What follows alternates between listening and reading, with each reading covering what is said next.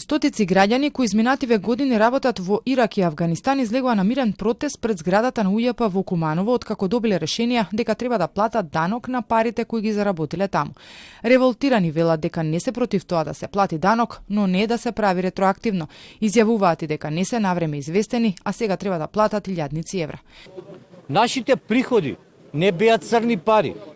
Тие веќе се оданочени во државите каде што сме работеле и во матичните држави на компаниите што не ангажирале.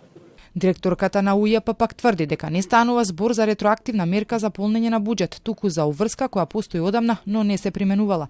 Уверува и дека граѓаните нема два пати да бидат оданочени ако за доходот платиле данок во странство. Нашиот закон за данок на личен доход и меѓународните договори со кои што се склучени со одредени земји, значи не со сите, туку со одредени даночни юрисдикции, заштитуваат да не дојде до двојно оданочување, односно данокот за еден ист доход да се плати двојно во двете земји. До сега од 2500 граѓани кои оствариле приходи во странство наплатен е данок од 1 милион евра, 1/4 од сите оние кои се повикани да го сторат тоа. Според математиката на УЈП, заклучно со ноември во државната каса се прибрани околу 4 милиарди евра по основ на даноци и придонеси.